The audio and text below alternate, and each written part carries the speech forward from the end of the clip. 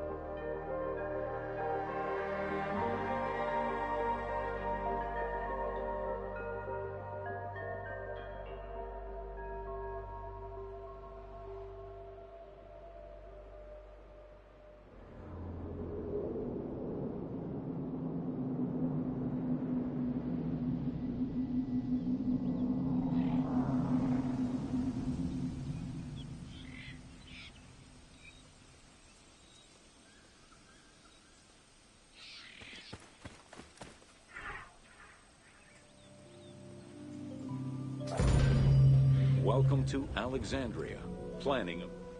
Alexander's plan to build his great city began with a verse from Homer's Odyssey. There is, in front of Egypt, in the sea with many swells, an island called Pharos. Guided by these clues, Alexander the Great founded his future city at the western end of the Nile Delta.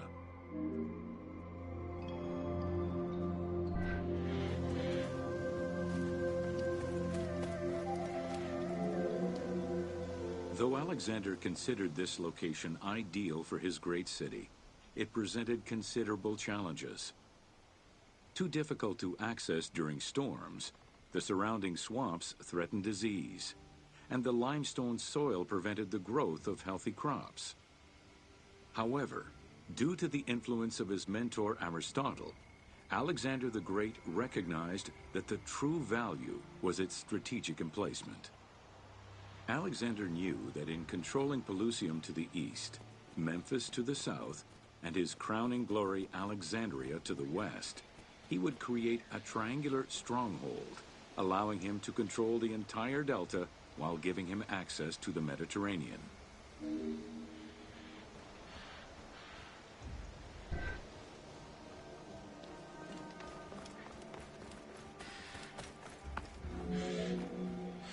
The Great Walls of Alexandria had a humble beginning. Lacking chalk to outline the future city's foundations, architects were forced to use flour instead. Clouds of migrating birds swept down and ate the flour, erasing the plans. This prompted Alexander to seek guidance from the oracles, who reassured him that his future city was destined to feed a large population.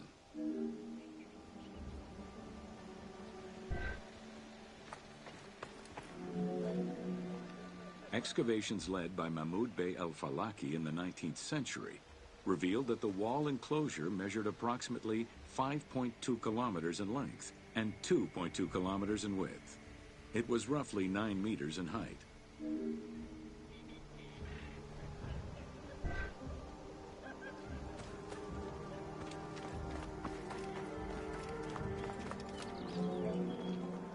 These formidable ancient walls would resist a number of attacks, including fending off the king of Syria in 169 BCE. It wasn't until 295 CE that they eventually fell to Roman Emperor Diocletian, and this only after 8 months of relentless assault.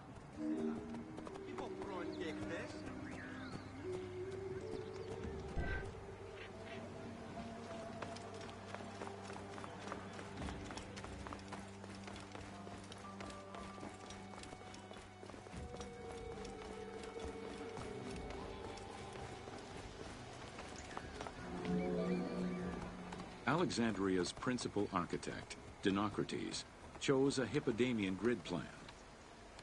The grid maximized functionality, with wide, straight roads and canals running beneath them.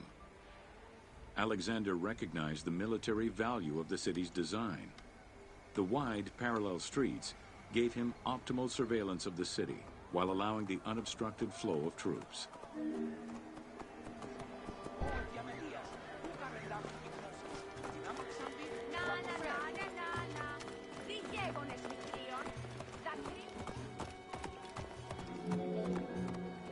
A central corridor ran from the Mediterranean's north port down to Lake Mareotis to the south. This thoroughfare acted as an unobstructed link for commercial trade and travel between the two ports. Many of the streets were bordered with grand buildings and parks, including Canopic Street, with its impressive gate bordering the eastern end.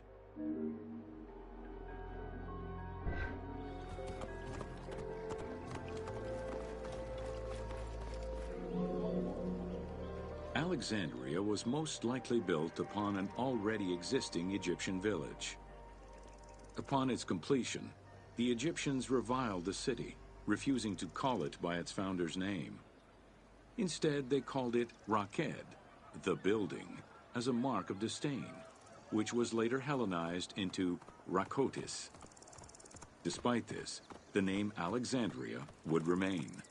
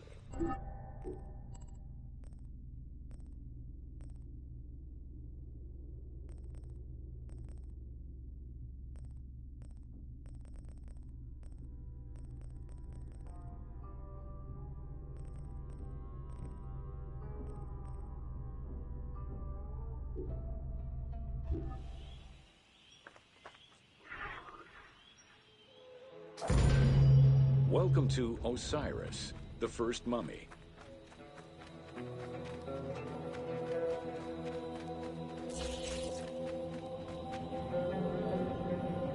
The oldest mummies recovered date from the Old Kingdom, though Egyptologists believe that mummification was in use much earlier than that. At first, the body was mummified through environmental desiccation by leveraging the dryness of the environment and the heat of the climate. Early experimentations in mummification were conducted with the use of resin made from tree sap. Strips of linen were only used on some superficial parts of the epidermis of the hands or jaw.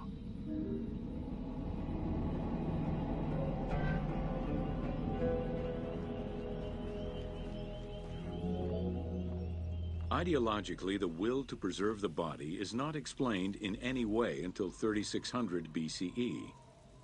This is when the Egyptian belief that the body housed the soul was finally documented for modern Egyptologists to eventually decipher. It was not until the arrival of the myth of Osiris in the Egyptian religion around the 5th dynasty that mummification was thoroughly conceptualized. The practice was thereafter grounded in both a mythological and ideological point of view.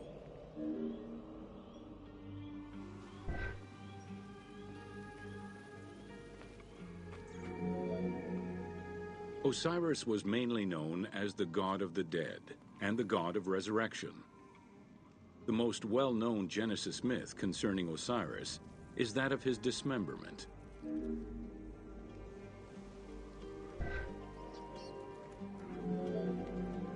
It is Plutarch who gives the most simplified and complete summary of the story.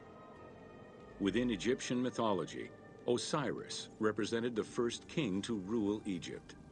Jealous of his power, His brother Seth attempted to usurp his throne.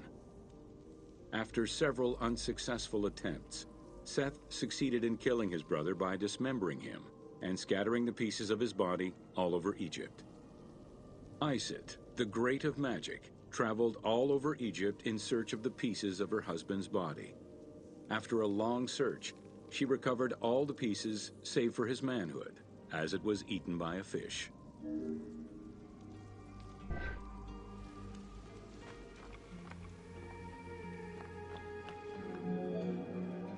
Isit then reassembled the body of her husband by binding it together with strips of linen. Aided by her sister Nephthys, another powerful magician, they gave Osiris the breath of life. This not only brought him back from the dead, but also allowed him to recover his virility long enough to impregnate Isit, thus ensuring his succession before, once more, dying. Thus Horus was born.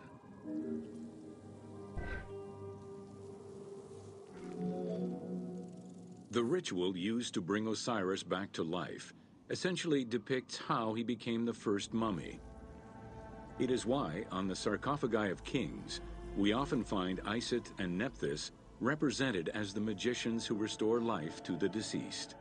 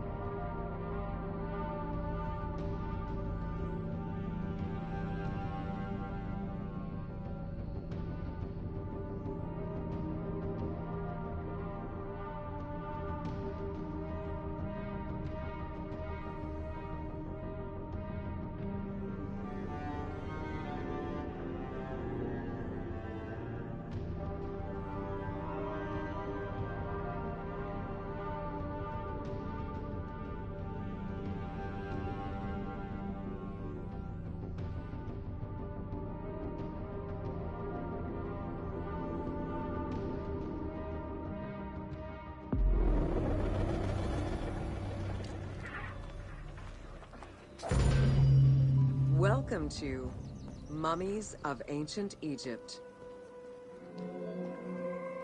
The mummification process used by ancient Egyptians was highly ceremonial in nature. The different types of mummification took into account the social level and richness of the deceased and even included animals. The most expensive was that reserved for the pharaoh and the royal family, as well as some of the wealthiest members of the court.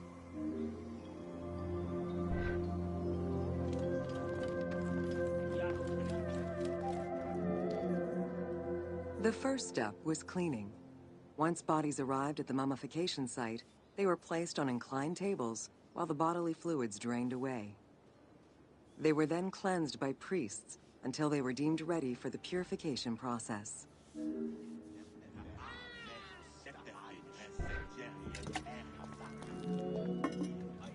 The purification of the body began with a libation from sacred water.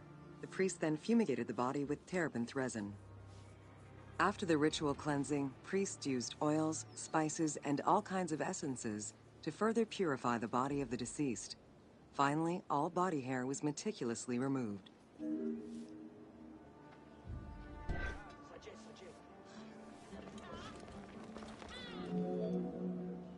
Once the body was properly purified, embalmers removed the organs, following very specific procedures. First, the brain was extracted by inserting a spoon through the nostril to break the ethmoid bone.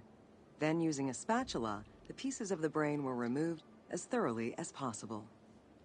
What matter remained was extracted after a process of liquefaction, achieved through the use of a caustic liquid. The cranial box, once emptied, was rinsed and disinfected with palm wine, and then stuffed with strips of linen cloth and liquefied resin.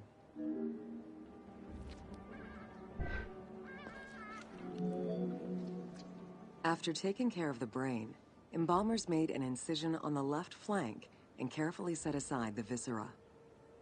The inside of the body was also rinsed with palm wine. Then the embalmers filled the belly with pure myrrh, cinnamon, and other perfumes and sewed it shut. The removed viscera were washed in palm wine and packed in crushed herbs before being placed in canopic jars.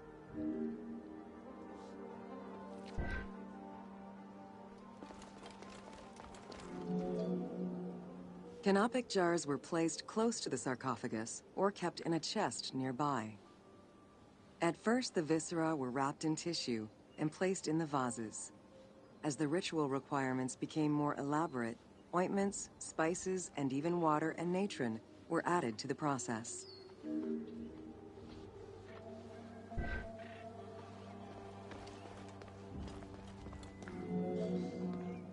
Towards the middle of the New Kingdom, canopic jars assumed the appearance of the four sons of Horus. They were known as the protectors of the viscera. These protectors had their own guardians, each a goddess of the dead. Imseti, the human-headed god, protected the liver and was protected by the goddess Iset. Hapi, the baboon-headed god, protected the lungs and was protected by the goddess Nephthys. Dumut-Ef, the jackal-headed god, protected the stomach and was protected by the goddess Neith. And finally, Kebesenuef, the falcon-headed god, protected the intestines and was protected by the goddess Selket.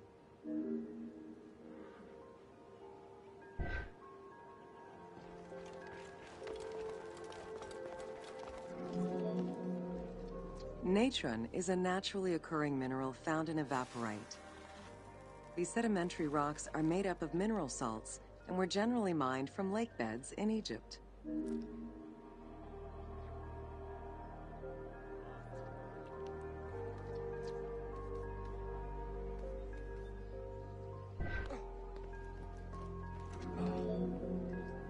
Embalmers used natron as a desiccant to dry the flesh and stop the corpse's putrefaction process. Once the body was cleansed and eviscerated, the deceased was covered in natron for about 40 days. Once desiccated, the body was prepared to be wrapped in strips of linen.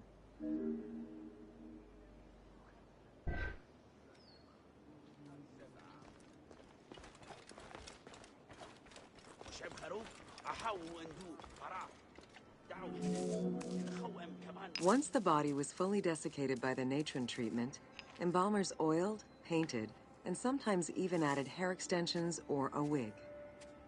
They often used a henna-based antiseptic preparation to give the body a more colorful and lively appearance while preparing it to resist molds and fungi.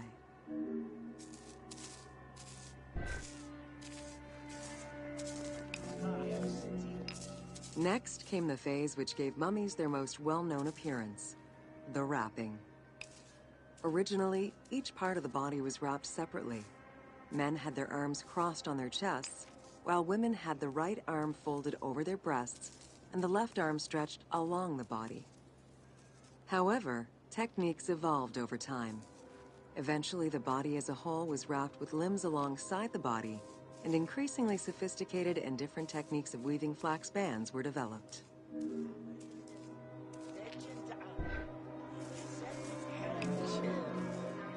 In addition to the jewelry and amulets arranged on the skin of the deceased, amulets were also carefully inserted into the weaving of the linen strips. Each amulet was linked to a myth or to an ideological belief related to rebirth.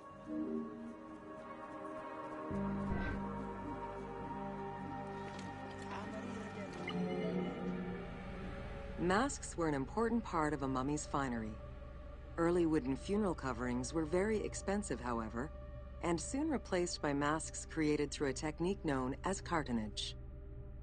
Masks fashioned with this method were created by laying several layers of linen or papyrus pulp on a base made of mud or straw.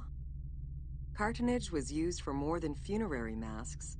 Ornaments and the animal coffins of the late period were also made in such a fashion.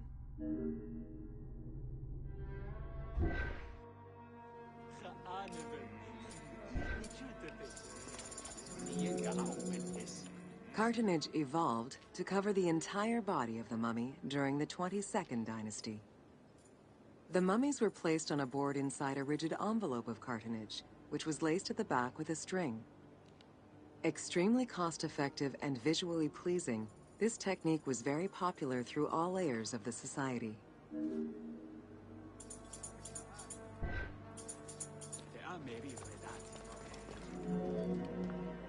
Cartonnage envelopes were usually covered with inscriptions and polychrome decorations, specifying the names and titles of the deceased, scenes depicting daily life, or decorations specific to the funerary world. This was a true gift for Egyptologists eager to study the funerary rites of the ancient Egyptians.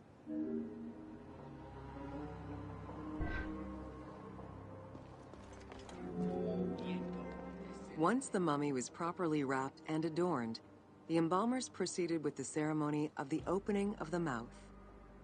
A vital step of the funerary process, this ceremony was meant to bring back to life the deceased themselves, or an object representing the deceased.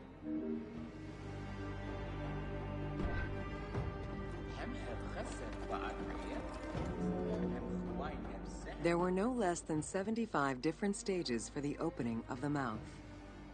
It required the application of the same oils, ointments, spices, and perfumes used during the mummification process. Makeup was sometimes part of the process as well.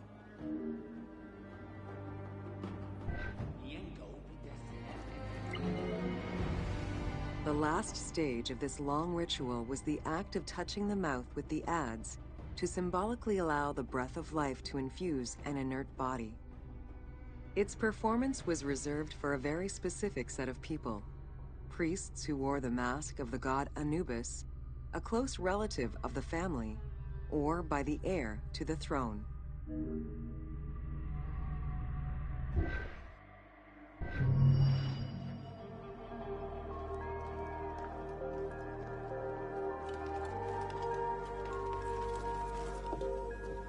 You can use a mount to cover long distances quickly.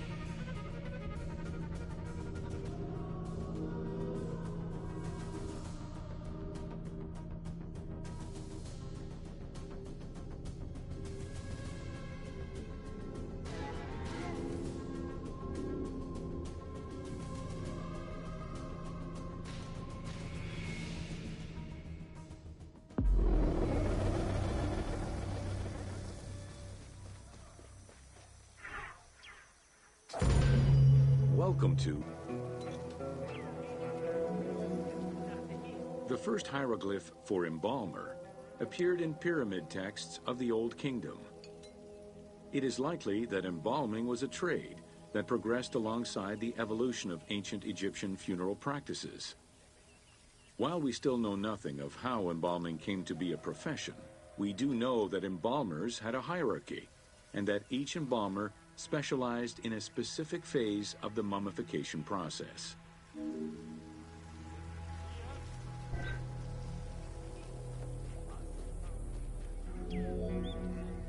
The mummification techniques where Gelasiodorus discovered their methods in late antiquity, validity of the texts. It remained a mystery until two teams of modern medical legal scientists confirmed the process in 1994 and again in 2011.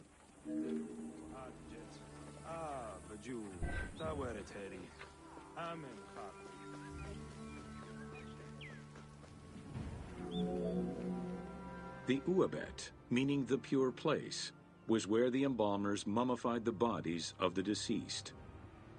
Until the end of the Middle Kingdom, it was located in tents at the edges of the city due to the smell of decomposition.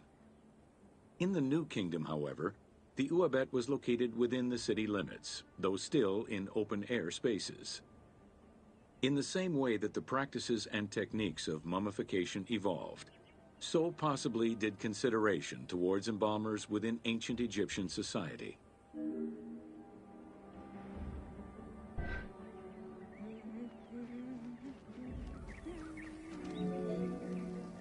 The pharaoh had access to the most elaborate of mummification rituals.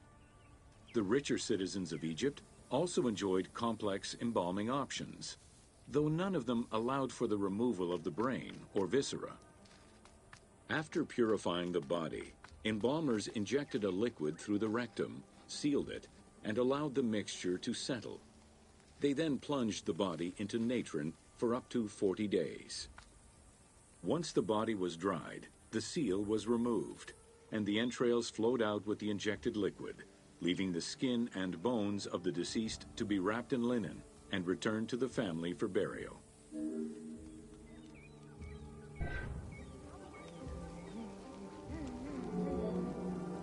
The least costly embalming option was for the embalmers to simply inject a product called surmaya and immerse the body in the natron for up to 40 days before handing it over to the family.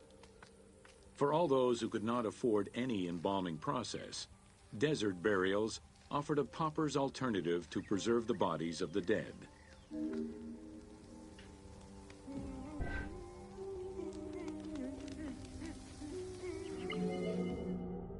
Egyptian civilization has always appealed to Westerners, even before the Greek and Roman invasions. As early as the Middle Ages, mummies discovered by travelers were often sent back to Europe. Curio cabinets, dating from the 16th and 17th centuries, usually included pharaonic artifacts in their collections.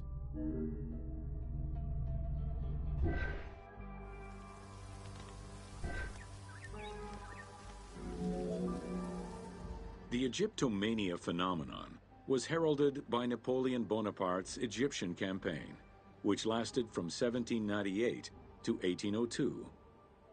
The following years were marked by a resurgence of interest from rich enthusiasts and scholars who exposed Egypt to the general populace. Many research societies focusing on Egyptology were founded during those years.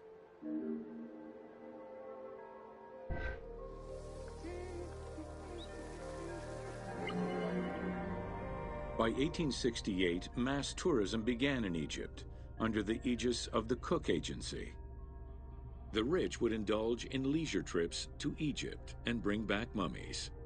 Upon their return, they would organize evenings that consisted of unpacking mummies and removing strips of linen and amulets layer by layer. These were considered the shining cultural events of the season.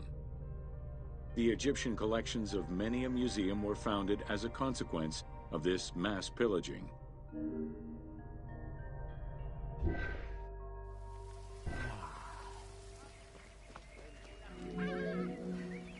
Thanks to those dubious parties, the fantasy of a mummy coming back to life, seeking revenge on its defilers, was born.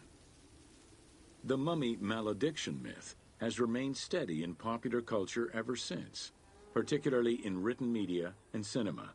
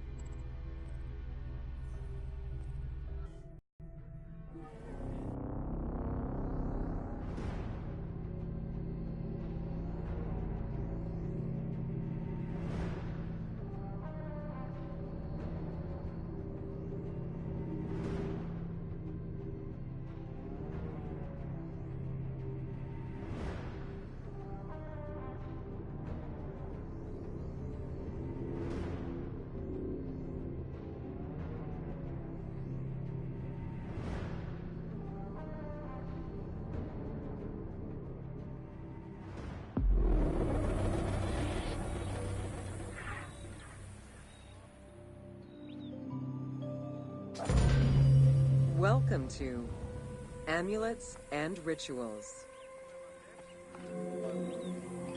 Ancient Egyptians believed the world was a chaotic place, filled with supernatural forces.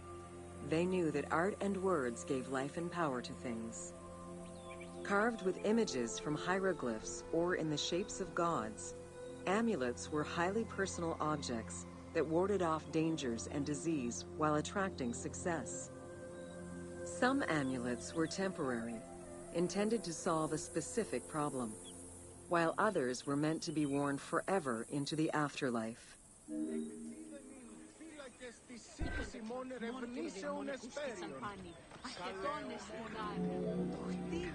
Priests would infuse amulets with magical energy during religious ceremonies, imbuing them with protective magic to safeguard against supernatural powers.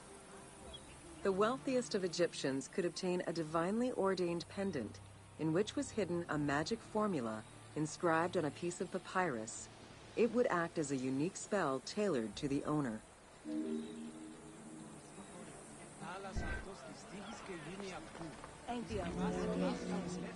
Religion was so important to ancient Egyptians that it permeated every aspect of their daily lives. Since water was the source of life and had the symbolism of purifying the body and the soul, all daily routines began with ablutions. Personal prayers to the gods were sometimes written or spoken, with family prayers passed down through generations.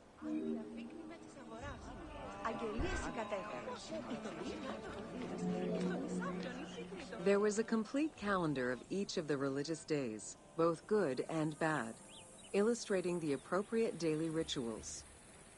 Along with wine, milk, and ointments, offerings to the gods consisted of small amulets to life-size statues and family shrines. During the Greco-Roman period, offerings to the gods consisted of mummified animals, cats for Bastet, dogs for Anubis, and birds for Thoth.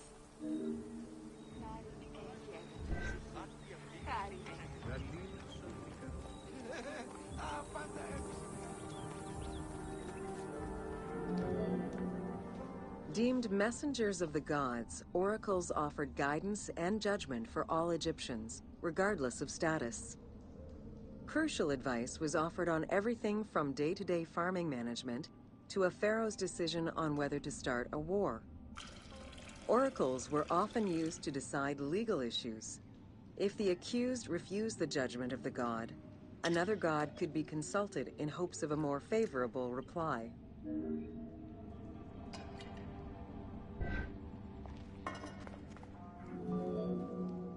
It was oracles that guided the Greek sailor Batos to the coast of Libya, where he founded a colony known as Cyrene. During Alexander the Great's campaign to conquer Persia, he consulted the oracle at the Temple of Amun within the oasis of Siwa, and was subsequently ordained a divine being.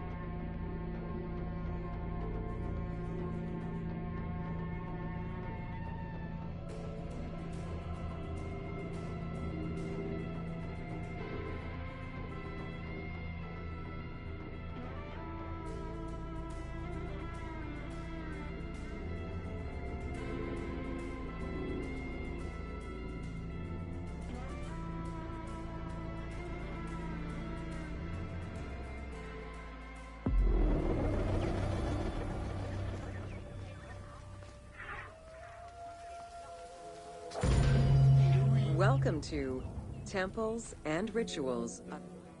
During rituals and festivals, the god was carried on a solar barge between the areas of a temple or the temples of different cities.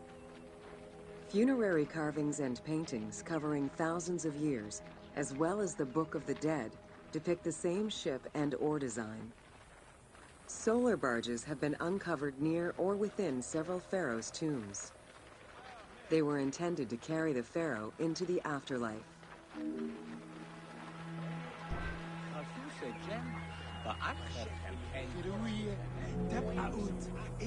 Ancient Egyptians believed that Ra, the sun god, traveled the skies in a boat known as the solar barge. The solar barge was believed to cross over to mythological lands.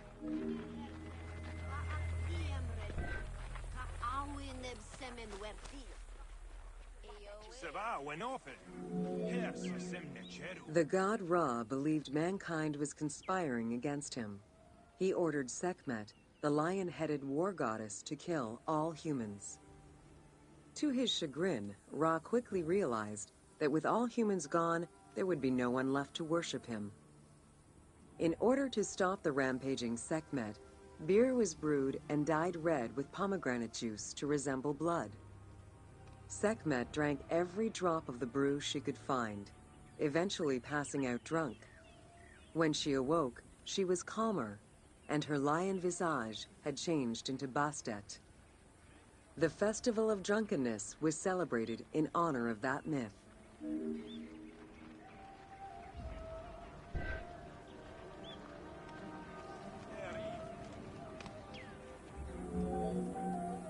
Unlike the daily rituals that took place in the temple and were performed by priests, festivals allowed the entire population of the city to participate.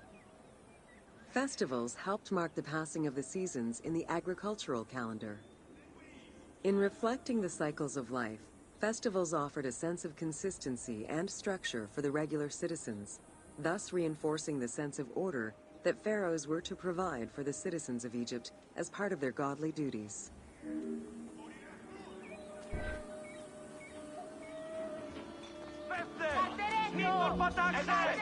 The importance of these festivals is demonstrated by their longevity.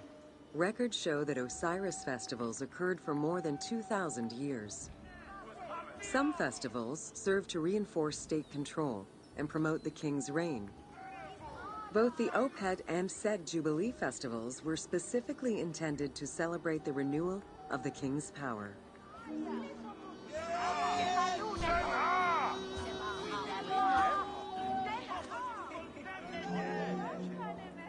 The temple hierarchy consisted of high priests, several types of priests, scribes, and servants. The high priest was known as the prophet. Some divinities had up to 4 prophets, and they were the ones to perform the most advanced and complex rituals.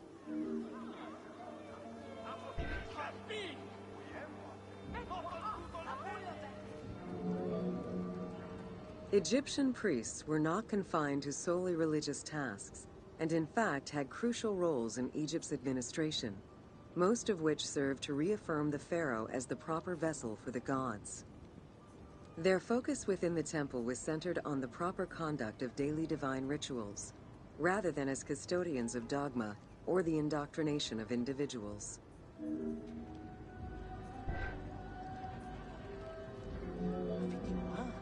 Scribes were custodians of the sacred sciences.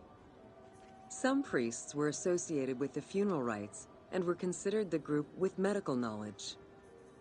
The servants of the Ka were low-ranking priests who carried food and offerings in funerary rituals. Lector priests were distinguished by their ability to read, and their main duty was to recite specialized religious texts in both temple and funerary rituals.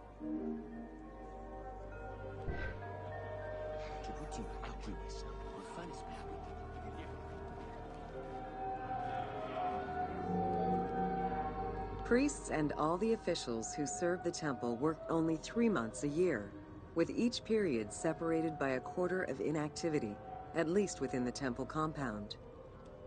Each outgoing group handed over the temple and their tools to the newcomers. Only the high priesthood remained in permanent office within the temple.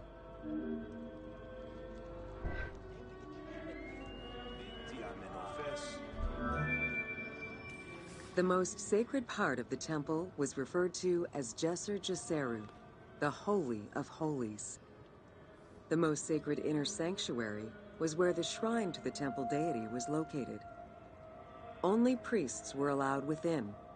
Offerings were given, and rituals unseen by even the pharaoh were performed. While the team chose to allow any character access to this space in some game temples, normally it was reserved for priests alone.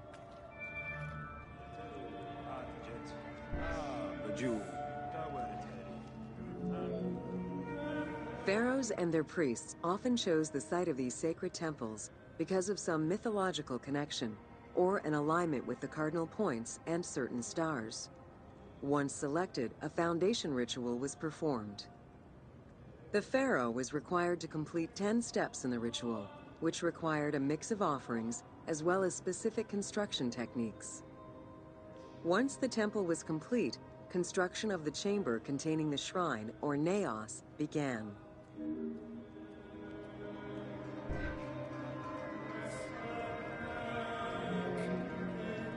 The naos was where the god statue stood. The representation of the deity was usually in stone or wood and decorated with gold, silver, and precious stones. Smaller temples had only one naos, while larger complexes, such as the Temple of Karnak, had many chambers to honor gods, such as Amun, Ptah, and Osiris. Each statue was believed to be a receptacle for the presence or essence of the god's Ka, enabling it to take a physical form. Through the statue, the god came to the shrine to eat, drink, and communicate with the pharaoh, or with the priests standing in for the pharaoh.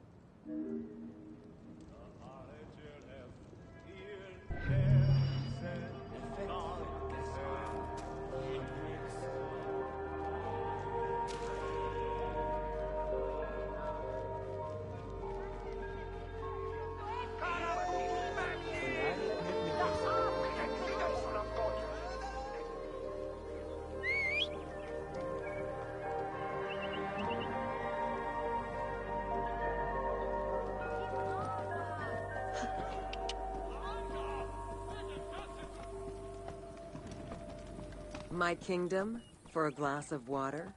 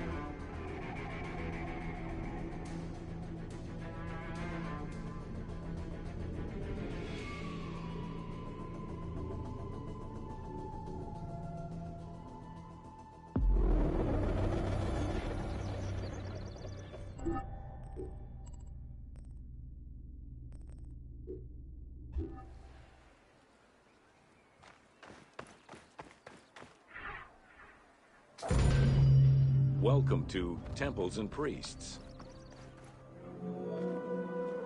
From its foundation, the city of Memphis favored worship of the god Ptah. The main temple of Ptah was known as Hutkaptah, meaning Palace of the Ka of Ptah. The name of the temple, translated into Greek as Aegyptos, would eventually evolve into the modern name Egypt.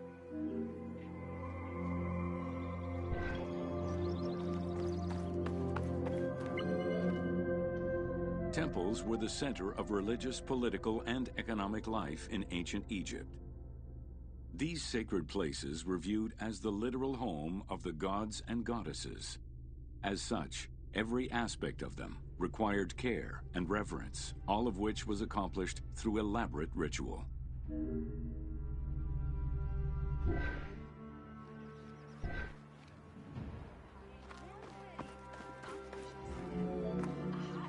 Located in the center of Memphis, the Temple of Ptah was the most prominent and imposing building in the city.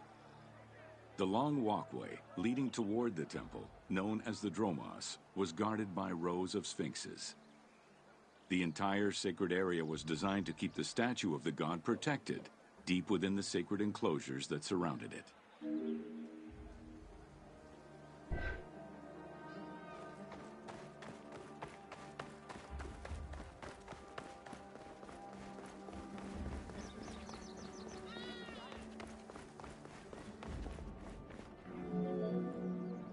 The Dromos opened into a courtyard, with the surrounding portico graced with columns carved to resemble palm trees. During special festivals, the general population was allowed to enter this location, but under no circumstances would they be allowed into the sacred spaces beyond the courtyard.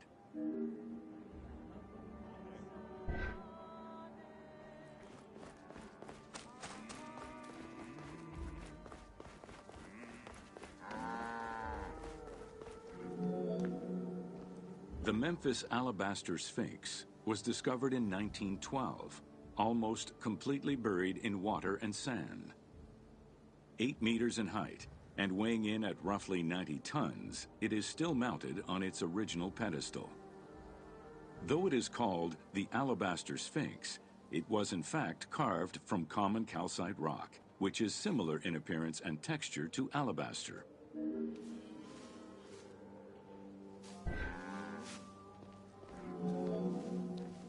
Erosion has destroyed the original engravings, making it difficult to determine when it was created.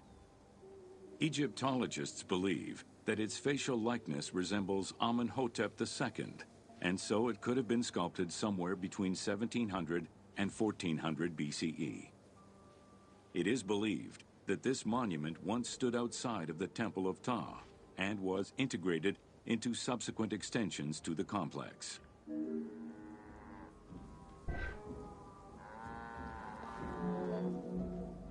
The size of the imposing sculpture reflects the importance it had to the temple during the New Kingdom. This Sphinx is one of the few remaining artifacts from the ruins of Memphis to survive.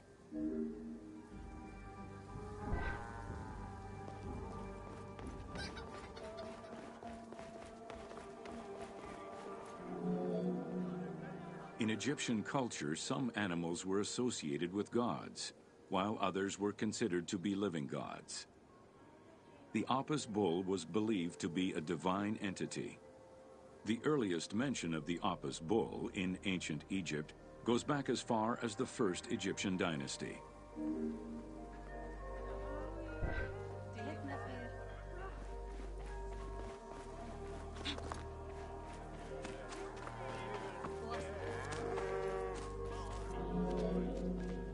Originally the symbol of fertility, the Apis bull was linked to the god Ra, with the image of the sun carried between its horns. Later it was associated with Osiris, the ruler of the underworld, thus becoming the funerary divinity Osiropis. During the 18th dynasty in Memphis, the Apis bull's association with the city's deity earned it the title Herald of Ptah. The Apis bull was so revered that even Alexander the Great, upon his arrival in Memphis, gave honor to Apis.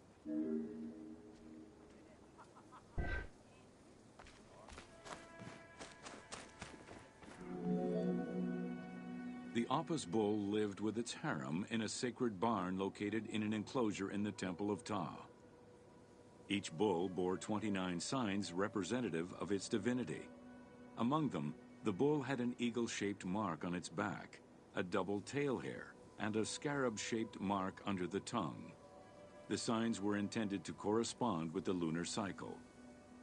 After its death, Egyptians would search for its reincarnated form among the livestock.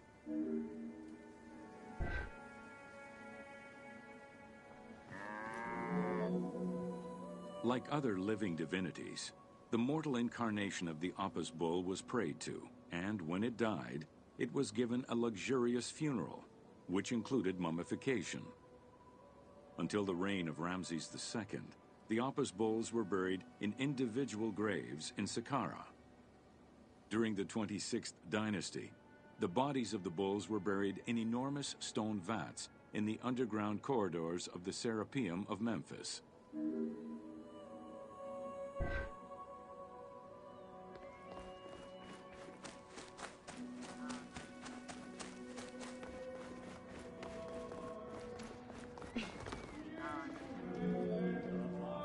Ancient Egyptians believed that temple rituals were essential to maintain order in the cosmos and allow communication between humans and gods.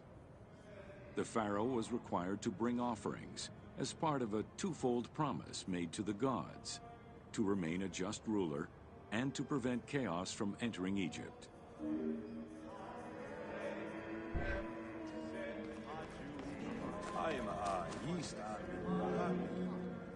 Details of the ceremonies found on temple walls provide a thorough overview of the stages of the daily ritual.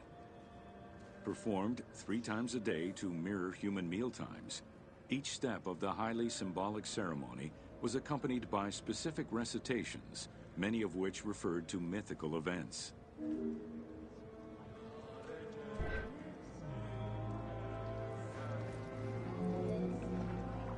The high priest would first awaken the sleeping god with a chant. Then the seals of the shrine's doors were broken and the bolts drawn back. The act of swinging open the doors was a symbolic gesture where sight was granted to the deity. The priest would then bow and kiss the ground.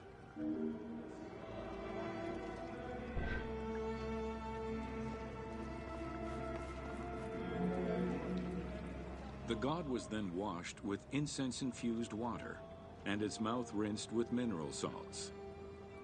The cleansing was followed by adorning the statue with jewels and royal garments. The final ritual required the priest to sweep away any footprints in order to prevent evil from approaching the god.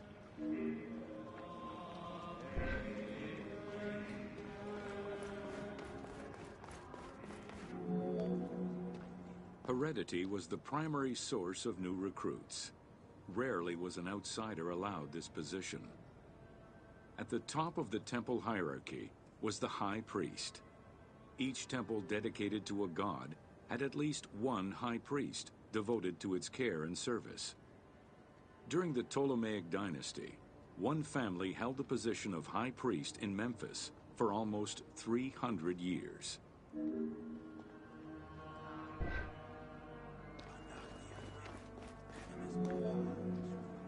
High priest candidates made their way up the ranks of the temple hierarchy. The one chosen to occupy the lofty position of high priest was usually confirmed by the pharaoh. Several of the high priests were also important officials in the government. Families sharing the highest priesthood titles tended to make many alliances, thereby gaining more land and wealth. Shifting balances of power sometimes resulted in more or less open conflicts between the priesthood and the pharaohs.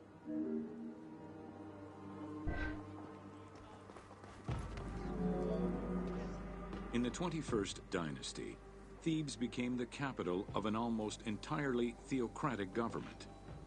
The city was headed by king priests who spoke and governed in the name of the god Amun, in open opposition to the ruling pharaohs. These king priests caused a massive decentralization of power, known as the Third Intermediate Period.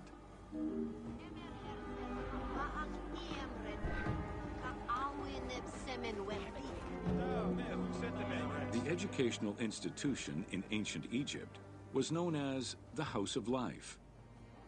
Attended by the offspring of the elite and the clergy, it was a place tailored to the social status of its attendees. The earliest references to this type of institution date back to royal decrees of the Old Kingdom.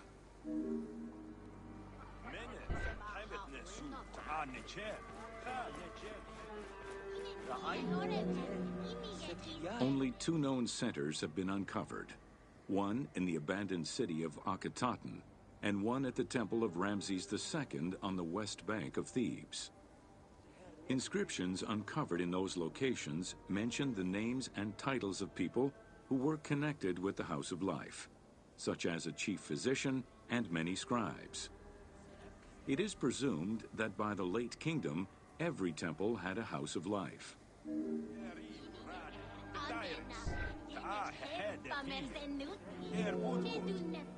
The House of Life offered training for the elite, destined for occupations such as astronomers, doctors, veterinarians, diplomats, architects, translators, or theologians.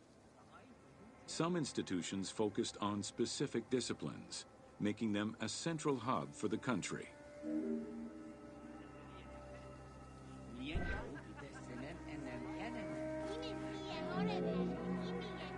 Not limited to instruction for young students, the House of Life was a source of reference for many scholars, with rooms dedicated to papyri of many disciplines. Because papyri were preserved there, the Greco-Romans referred to the House of Life as a library.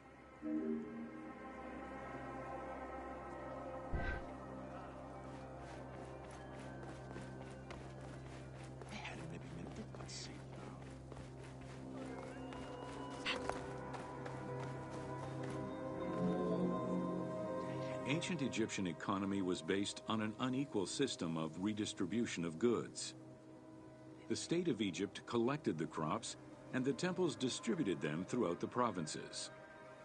Since the only people capable of counting and ensuring a fair redistribution were the educated scribes, this meant that the temples played a pivotal role in this process.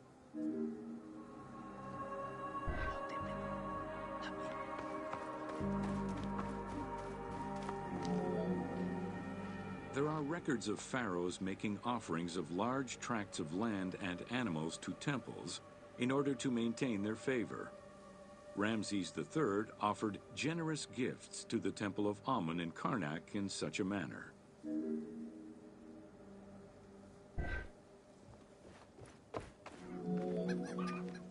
Palaces, warehouses, and granaries were built inside the temple compound to better control the redistribution of goods.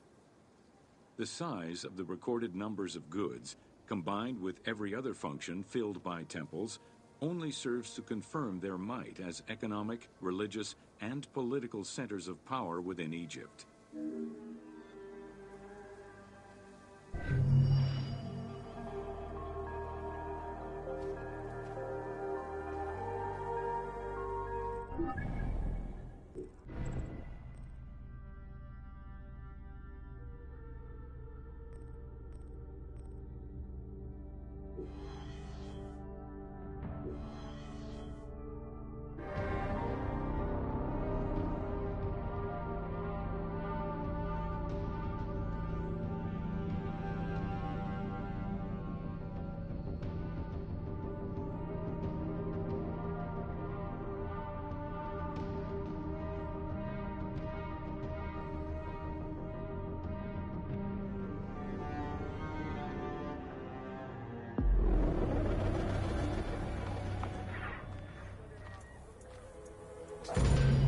Welcome to Building Ancient Egypt. Constructed with bricks made of mud, most ancient Egyptian buildings were not permanent. Only religious temples and funerary monuments were meant to stand the ravages of time. For these very important structures, Egyptians used limestone, sandstone, and harder materials, such as granite, quartzite, and travertine. These heavy stone blocks were so prized that they were often transported from quarries located hundreds of kilometers away.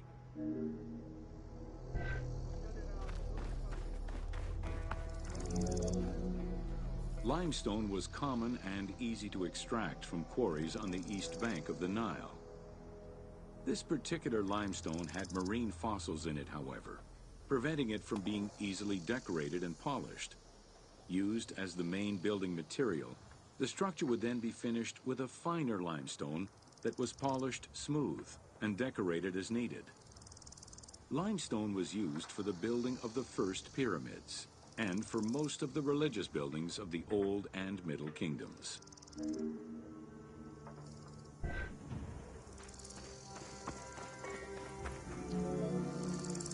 Ancient Egyptians preferred to use sedimentary rock beds, or layers like sandstone and limestone, because they were often easier to extract. The common method used to extract stone was the open pit quarry. Stonecutters would find quality stone, shape, and dig it out on site. Open pit quarries enabled many workers to work simultaneously on many blocks, which allowed for better productivity.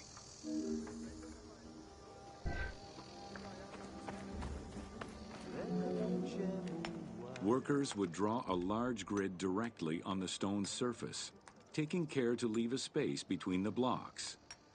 This allowed them to isolate the different blocks and create a trench that would make the extraction easier. Stoneworkers used iron chisels for hard rock and bronze or copper tools for softer rocks such as limestone. Removing material between each block created a trench line. In some quarries, that trench was wide enough to accommodate a worker, who would then cut the block entirely on site. For harder rocks like granite, workers cut a series of holes and hammered wooden wedges into them. They then soaked the wood until it swelled and caused the rock to split.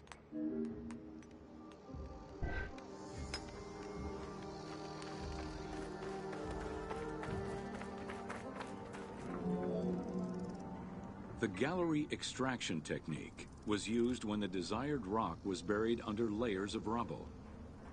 This method was often necessary in order to find the whiter and finer limestone required for a smoother finish. The first step was for the stoneworkers to create an access pit that would allow them to reach the desired wall of stone. Once a wall of quality stone was exposed, workers could then cut out smaller blocks. This pit required a descending platform. Designed like a stairway, it allowed them to free multiple galleries of blocks.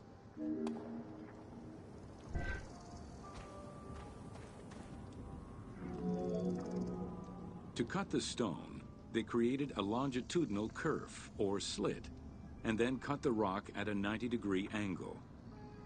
The lower side was determined along the geological layers or by using a horizontal cut.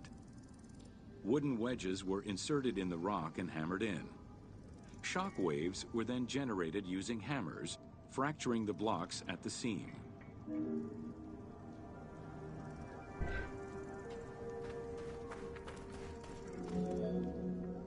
To maintain the stability of these mining pits over the course of quarrying, workers would leave support sections of unexcavated rock.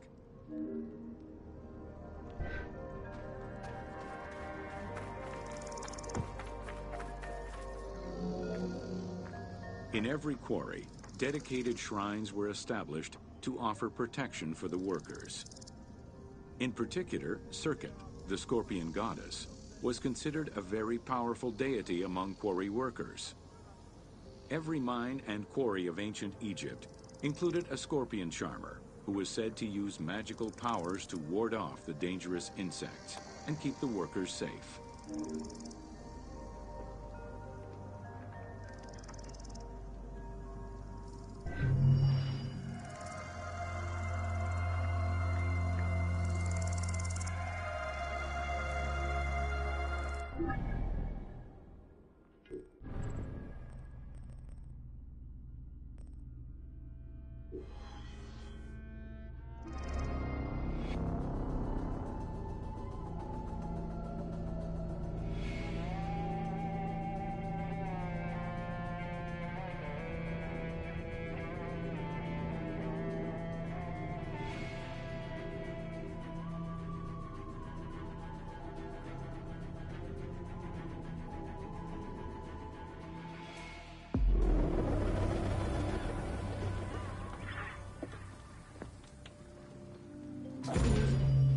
Welcome to Workers and Transport.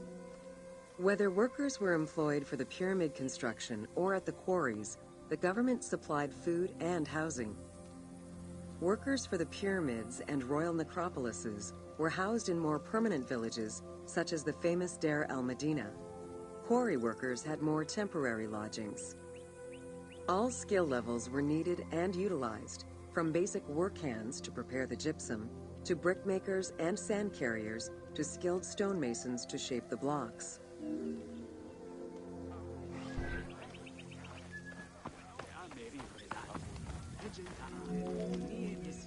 Skilled architects and engineers were employed year-round, while support labor were often farmers who worked on the quarries or construction during the Nile's flood season.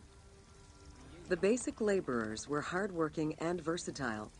Many may have been farmers who joined the construction during the off-season. Hieroglyphs found in the work villages listed assigned job titles.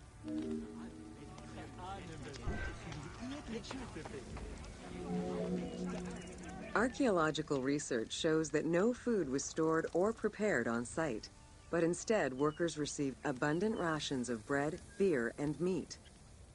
These rations were taken care of by an administration outside the village.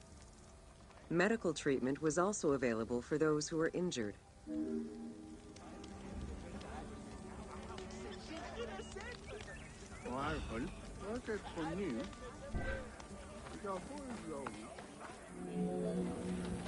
While some quarries were close to the Nile, others were located across the desert and required long expeditions. These expeditions were sanctioned by the state. They involved complex logistics and required many participants. Transporting a block by land meant that workers had to overcome the weight and friction of the load. To solve this, they first dug a track in the ground. This path was sometimes reinforced with rails upon which a sled, used to ferry the blocks, would be pulled.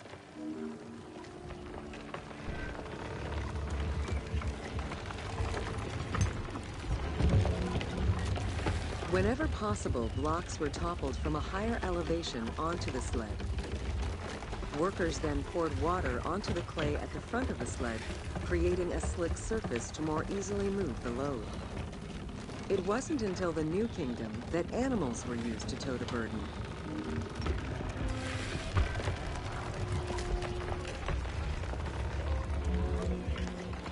During flood season, the Nile was at its largest and deepest, which allowed the transportation of the heaviest and biggest loads. Quarries close to the river had troughs dug out to deliver the stones to the shoreline. Harbors and wharfs situated at the river's edge allowed the transfer of materials and supplies. Harbor warehouses accommodated additional stocks of stone so that they were available for the winter sailing season.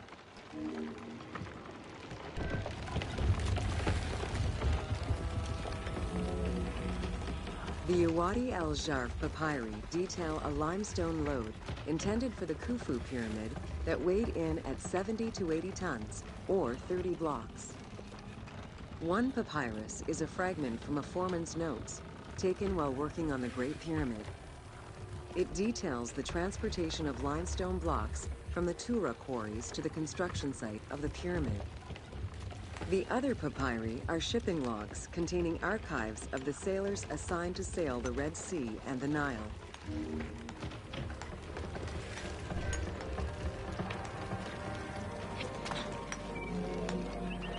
Stone cargo generally weighed 15 tons per boat, amounting to roughly 6 or 7 blocks per trip. For heavier loads such as obelisks, monolithic pillars, or gigantic statues, larger boats were used. These transports are the ones typically showcased on temple walls.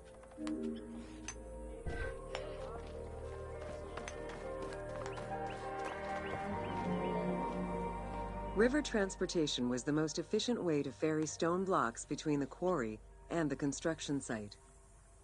Blocks were transported by flotillas of several types of boats. The most detailed illustration of transport by river is a relief of Queen Hatshepsut's barge with an accompanying flotilla.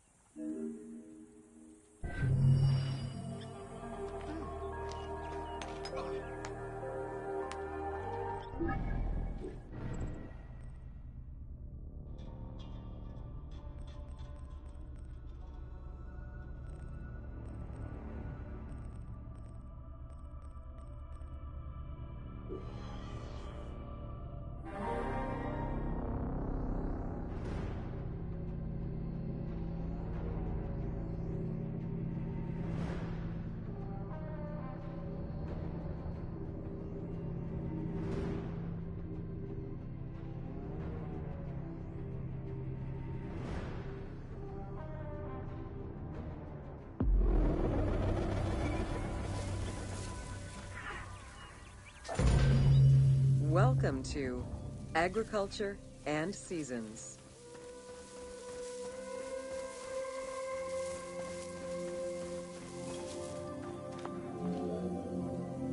While crops were cultivated in different oases around the desert, most of the arable lands were near the Nile. Two types of cereal grain were cultivated, barley and an ancient wheat known as emmer. These two key ingredients contributed in establishing bread and beer as the staple of the Egyptian diet and the basis of its economy.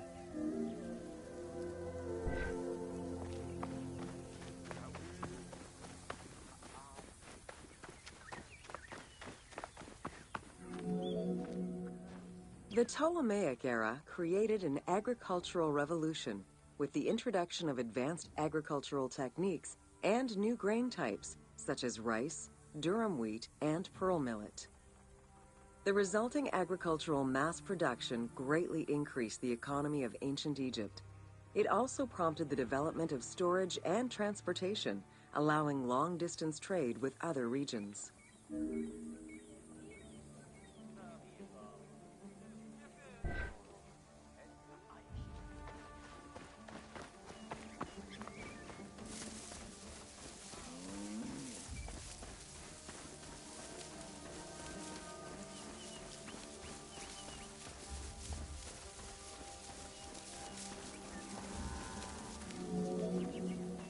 Both bread and beer rations were part of a system of barter payment.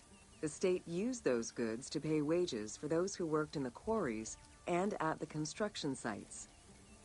Beer was so important to ancient Egyptians, they had a goddess of beer brewing, Tenenet. Tenenet is seen in many paintings and sculptures with beer, and women are depicted as the primary beer makers.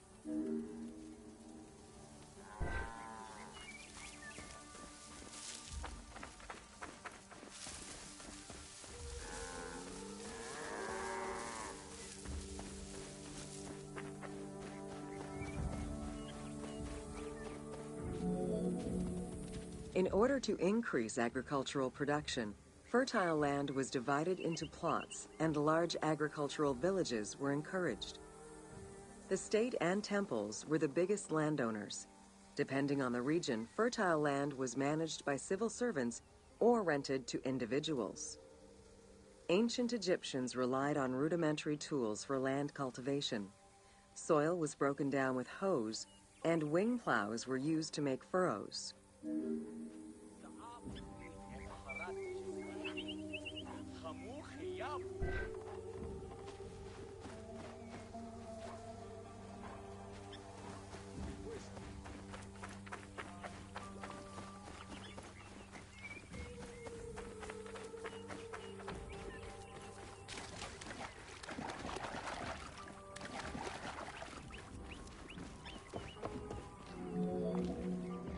The three seasons known as Akhet, Peret, and Shemu corresponded to a specific phase of the agricultural process and the river's natural changes. Akhet was the time of the flood, beginning with the appearance of the star Sirius in July. Peret was the time when lands were cultivated, plowed, and sown. This fell between October and November. Shemu ran from May to September and was when harvesting and taxation began.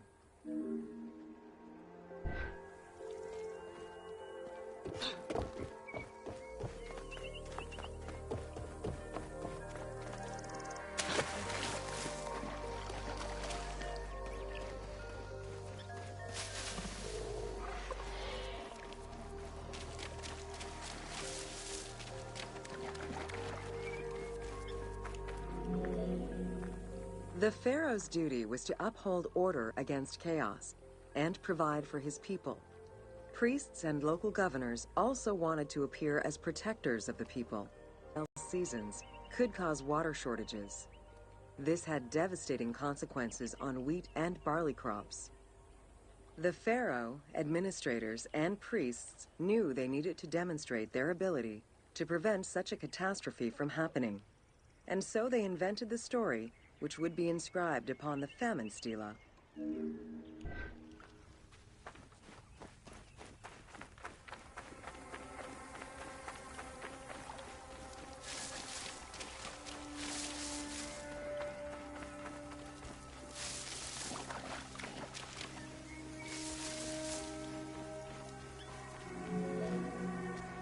The story begins with the pharaoh worried for his people. The Nile hasn't flooded in years, and his people are starving. In search of the origins of the flooding, Djoser seeks out Khnum, the protector god of the region and the source of the drought. Djoser gives the god offerings and orders his priests to restore the temple of Khnum. These offerings please the god, and the floods are restored. This story was intended to highlight the importance of the deity in everyone's daily lives, while also demonstrating the crucial role that the priests and the king played in feeding and protecting the people of Egypt.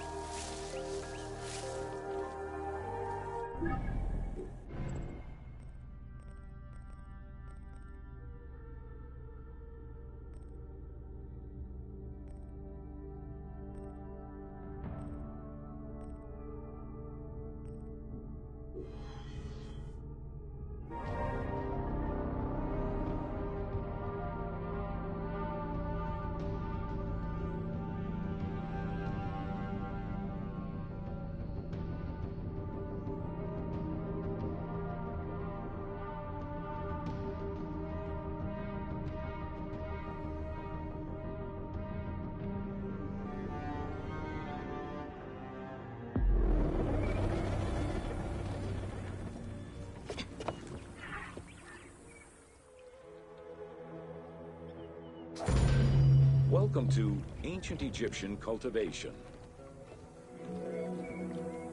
The new grain types of the Ptolemaic period required a great deal of water. Farmers needed to ensure they had effective, consistent irrigation. The Nile's rising and receding waters naturally irrigated most of the crops. Areas where the Nile didn't reach required an irrigation tool known as the shadoof. The shadoof allowed easy transport of water from its source. It consisted of a tall wooden frame with a long pivoting pole and suspended bucket. The system could be raised and lowered with little effort.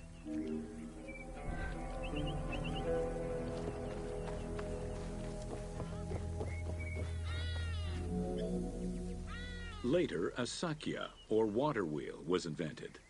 The sakya needed animals to turn the wheel, which rotated buckets through the water. It drew the water to an elevation of 3.5 meters and enabled a great deal of control over the irrigation process. This improvement supplied larger areas and thus resulted in larger harvests.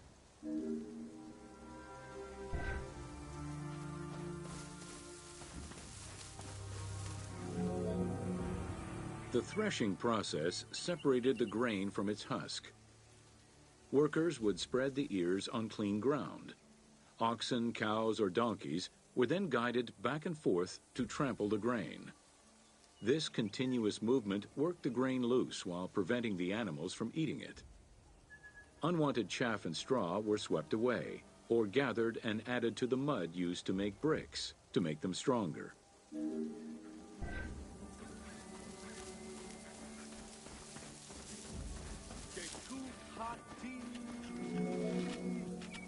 Winnowing was the stage where workers used wooden scoops to throw ears in the air. The wind carried off the chaff, leaving the heavier seeds to fall to the ground. This action was repeated until the undesired materials were sifted out. Grain waste was mixed with manure or other organic substances to produce brick-shaped dung lobes that could be easily burned. A standardized brick size enabled Egyptians to mass produce this byproduct and use it as a commodity.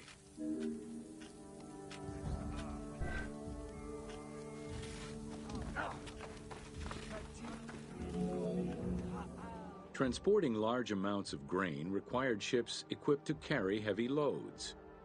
These goods were moved during the Nile's flooding season, when the river was deep enough for large ships. The transports stopped at checkpoints to accommodate customs and police controls, as well as for technical requirements and weather conditions.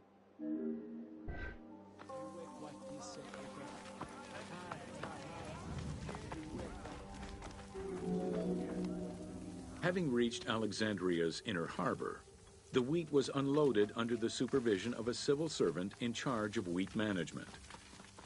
Portions were distributed to Alexandria's city market, and the remaining stockpile was either exported or stored in warehouses.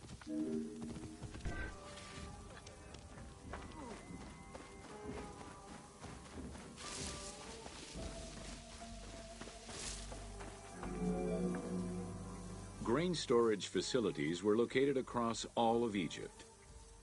Temples and institutions had large silos, while individual houses had storage sheds. In some houses, arched cellars were built into the foundations. These watertight chambers were accessible from the ground floor through a trapdoor. Royal granaries acted as the storehouse and distribution centers, and managed state payments to civil servants, soldiers, and the police. Though plastered on the inside, silos weren't completely sealed, and so remained susceptible to mice infestations.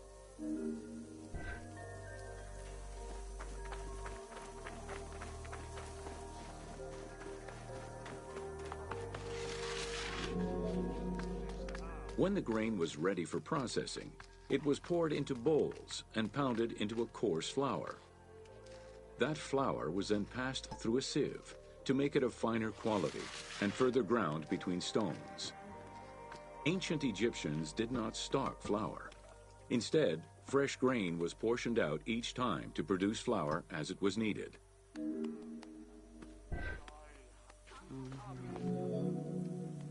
The sieves used by ancient Egyptians were unable to filter out sand and stones. Grit often passed into the flour, causing long-term tooth abrasions among all classes of Egyptians.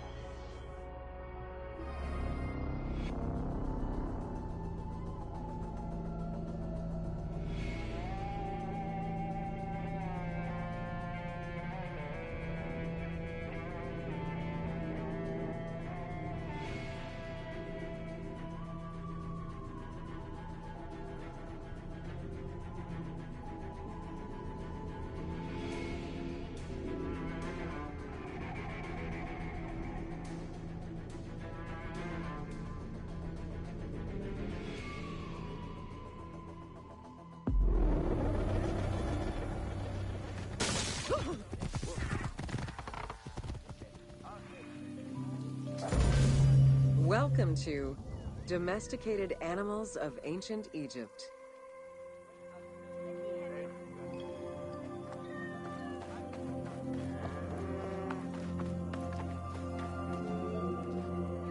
Agriculture and domesticated livestock were introduced 6,000 years ago.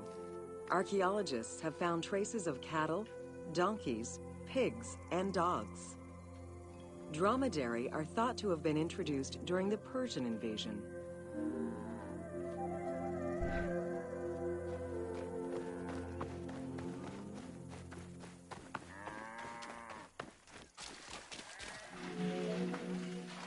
Pets were deeply cherished in ancient Egypt.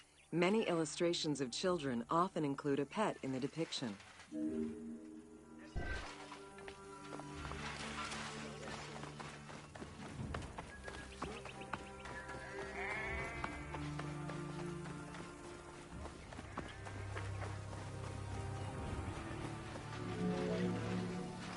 One of ancient Egypt's most iconic animals, the cat, wasn't adopted into their daily life until the Middle Kingdom. Since they were so highly capable of killing snakes and rodents, cats were present throughout every period. However, they only became pets sometime during the Middle Kingdom. Prince Thutmose, son of Amenhotep III, had his cat Tamu laid to rest in its own sarcophagi.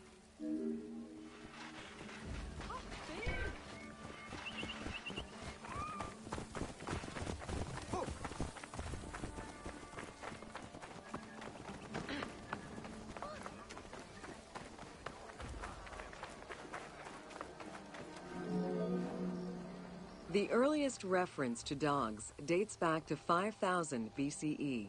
They were popular pets, as they helped hunters and protected herds. They were closely linked to Anubis, the jackal-headed god. Baboons, monkeys, and even falcons were tamed as pets. Each was mummified and buried with as much ceremony as any family member.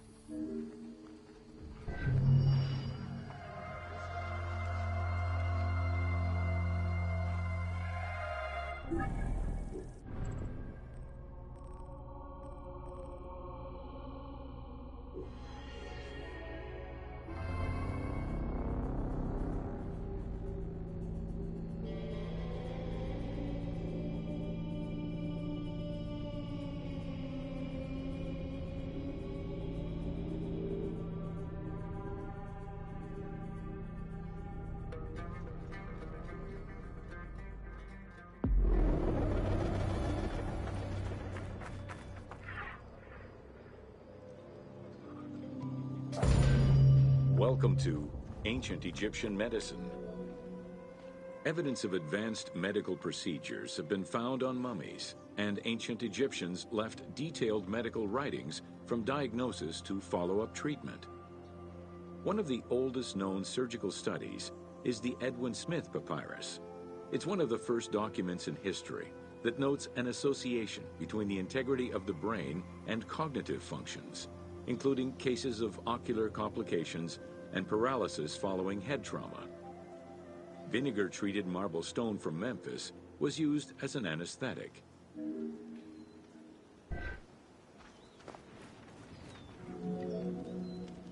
Another similar document, the Ebers Medical Papyrus, is over 20 meters long and 30 centimeters wide. It details treatments of 48 surgical cases and contains 877 paragraphs describing various diseases. Alongside accurate and factual scientific approaches, the papyrus has more than 700 magic formulas and incantations to ward off demons and disease. This demonstrates how ancient Egyptians believed in a harmonious balance between religion and science.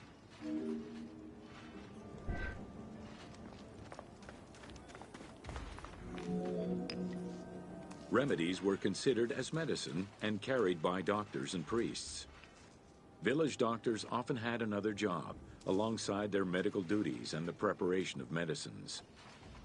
A cure for blindness was made of fermented honey, ochre, and coal. The science behind it was that honey functioned as an antiseptic and antibacterial, while ochre would reduce the swelling. All of their knowledge did not always suffice. Ramses II died of an infection caused by an abscessed tooth.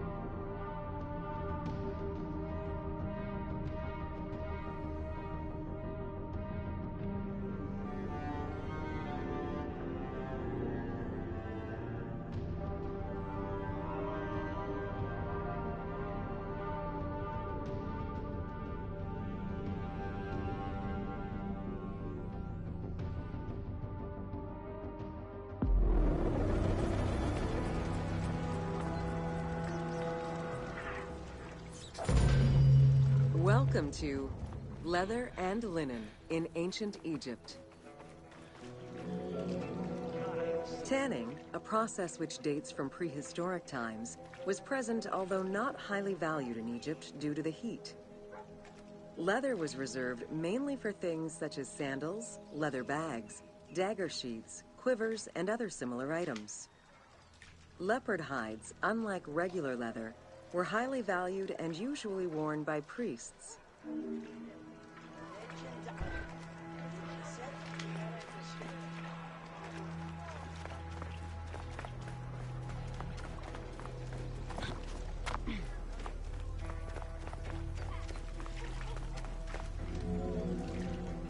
Valued for its coolness and freshness in hot weather, linen was the fiber most commonly used for fabrics and textiles. It was produced from flax, which was plentiful in Egypt. Fibers were usually dyed before weaving. While color was used in the production of textiles, dyes weren't commonly used for clothing, and most Egyptians wore white. The color represented spiritual purity, a goal to reach for every day of one's mortal life.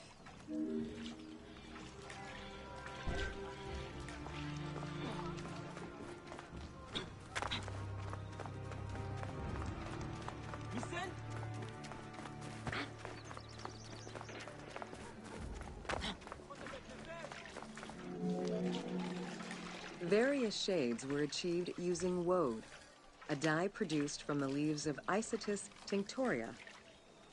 The plant was cultivated for this purpose within the Nile Delta and allowed for the creation of various colors. For example, different maceration times of the leaves would result in colors ranging from red to green, while adding in limestone shifted it to blue. During the Greco-Roman period, other ingredients were found, resulting in a wider range of colors.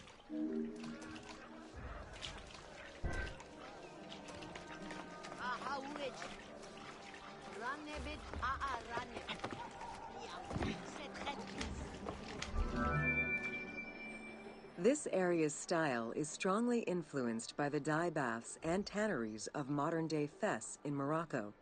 This helped Ubisoft envision what such locations might have been like in ancient Egypt. While this tannery is within the city walls, back then they were often found outside the city boundaries. The tanner's trade was considered off-putting by the Greeks, as all these operations resulted in noxious smells.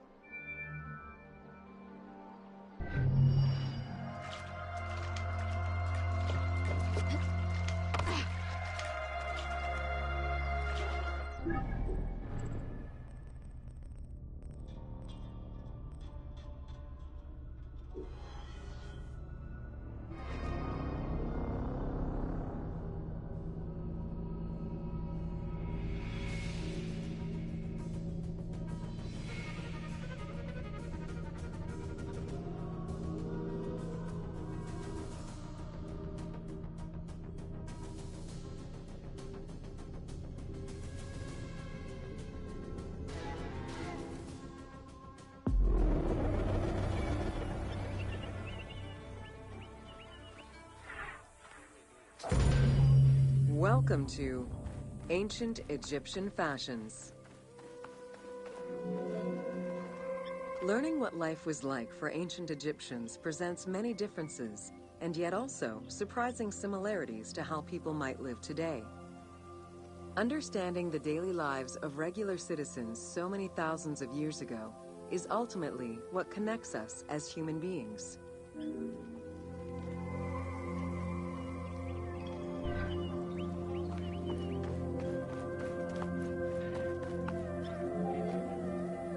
Jewelry was a popular item among ancient Egyptians of all social standing. Both men and women wore earrings, rings, and bracelets. Status determined how much jewelry a person wore and what it was made of. Common folk wore pearl necklaces, simple bracelets, and leather bangles. Brightly colored earthenware and glass paste were a favorite enhancement.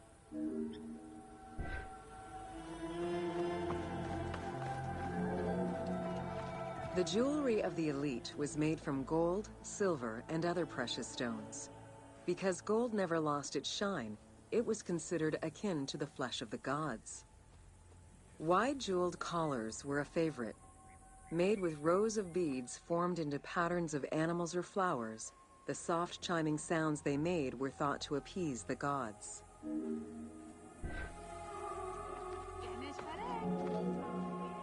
Though idealized, tomb paintings are a catalog of the changing fashions of ancient Egypt from the Old to the New Kingdom. Egyptians took appearance and cleanliness very seriously and were diligent about their fashion, hair, and jewelry, as well as their grooming habits.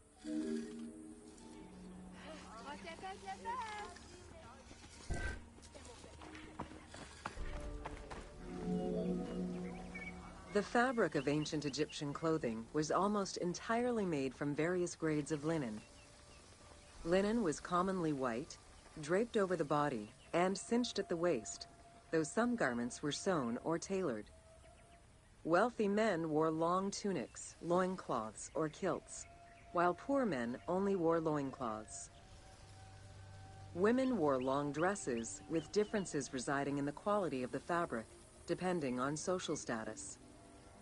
Egyptians commonly went barefoot, but could also wear sandals made from papyrus fiber or leather.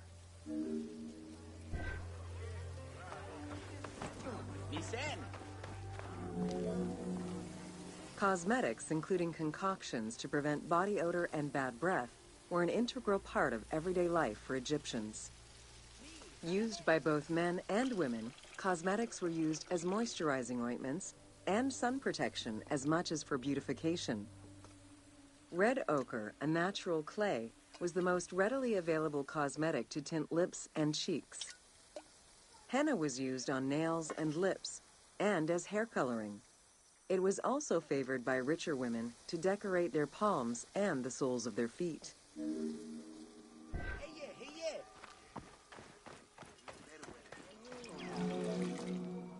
Egyptians believed kohl had magical powers, wearing it as black eyeliner to protect their eyes from the sun and to prevent eye infections from particles in the flooded Nile River. A special green kohl, made from ground malachite, was worn for ceremonies and religious rituals.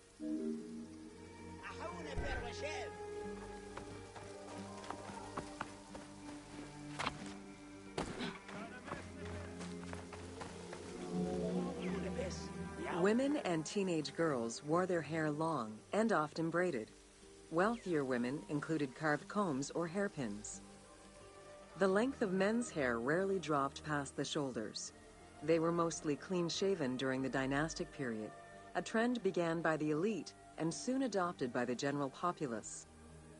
Queen Hatshepsut donned an artificial beard when she became pharaoh.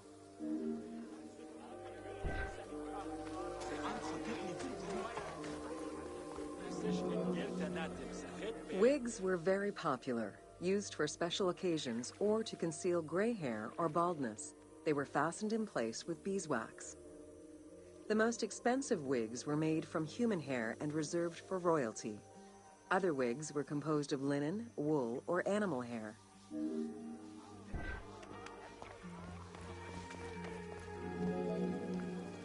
Prepubescent children generally had their heads shaved. Young girls kept some strands intact, while young boys had a braid worn on the side.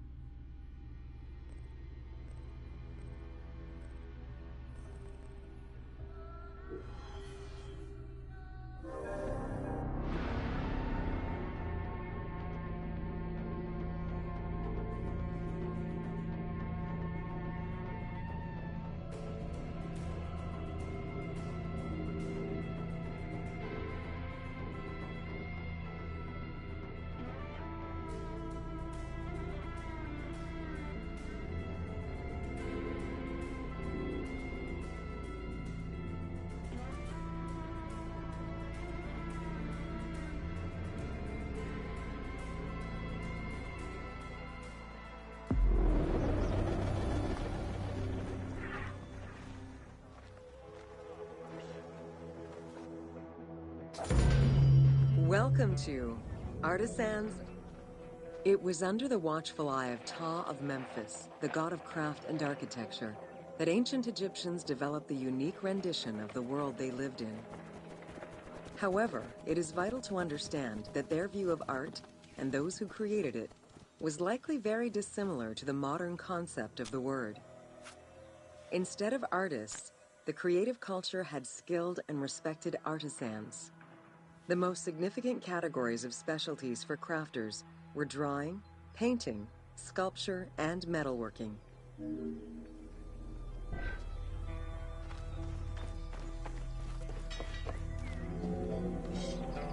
Ancient Egyptian craftspeople created both art and a wide variety of mundane, everyday tools. Every item created had a specific purpose and was produced by anonymous artisans who worked alone or with a team. Most crafts, such as pottery and metalworking, were utilized for everyday items. Luxury goods and artwork illustrations served temple rituals and were not meant for public display. Artisans rarely signed their names to the work, though they were clearly aware that they possessed a unique skill and talent for the task.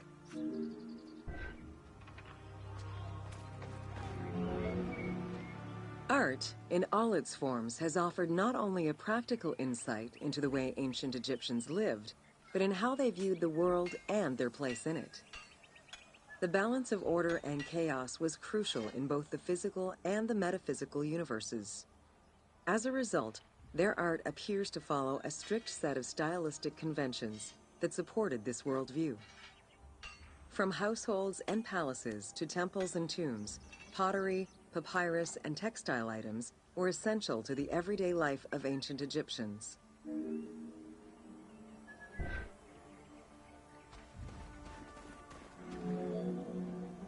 In ancient Egyptian culture, drawing was used as illustration, such as seen in the Book of the Dead. It was also the first step in the creation of a relief, painting, or statue. Two-dimensional representations were concerned with order and form, and were intended to honor gods and promote the transition of the soul to the afterlife.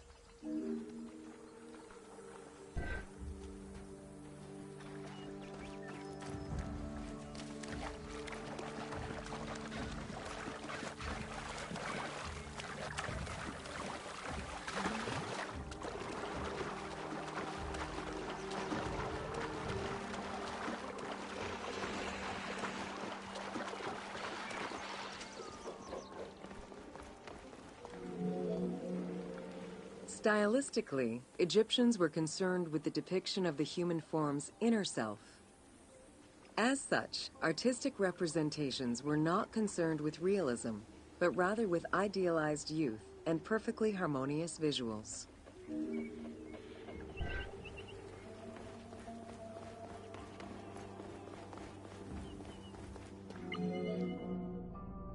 An exception to this were scenes depicting hunting and battle, where the environment and enemies moved in lively, even chaotic ways. Animals and foes were depicted piled up, as if describing chaos, with Egyptians standing in solemn, disciplined poses, bringing order to the scene.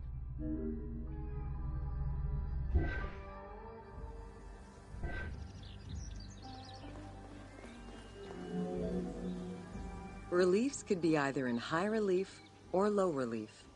Either method required a surface suited to the desired technique. Preparation of the surfaces differed depending on the quality of the rock. A quarried block only needed a simple smoothing. Rough-cut rock monuments, such as those found in tombs, required more work. Often the surface was coated in plaster before being sculpted.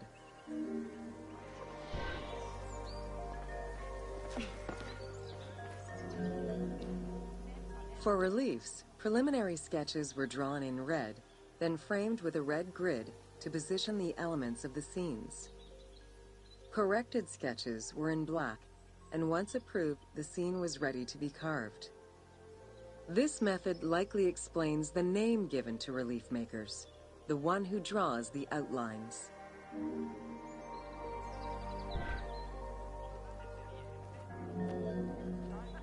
Statues were believed to be vessels for the souls of the deceased, or deities. That is why a sculptor was called the one who makes it live. This divine duty earned them the utmost respect. As with a relief, creation of a sculpture began with a drawing. Most statues were made of quarried blocks of stone, primarily limestone, though sometimes harder stones such as quartzite were also used.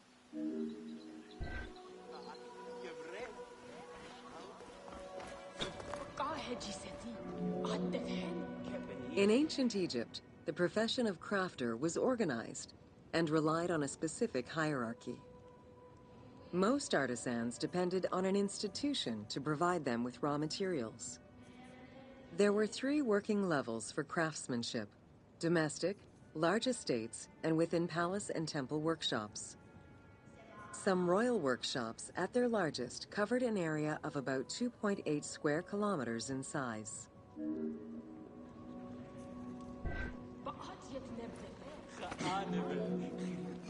At the domestic level, most Egyptians were craftspeople to a greater or lesser extent.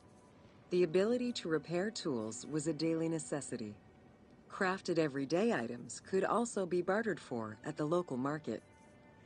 Artisans with skills but lacking in resources worked at large estates, where the elite provided them with space to work and raw materials.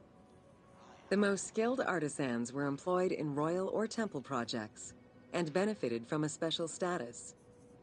They were provided with good workspaces and considered to be highly skilled.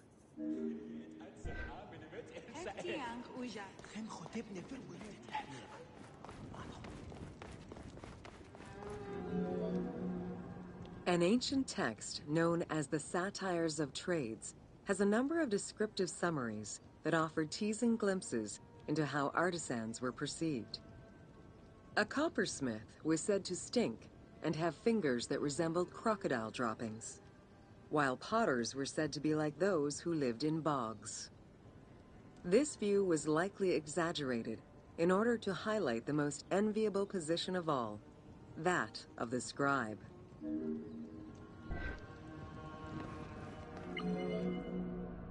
Located near the Valley of the Kings, Deir el-Medina was a settlement created by order of the king to honor the most skilled artisans. Its name translates as the Monastery of the City. Allocated a house on the initiative of the king, these craftsfolk were regarded with respect and referred to as the royal artisans. Those who lived there worked on the tombs in the Valley of the Kings and its surrounding temples.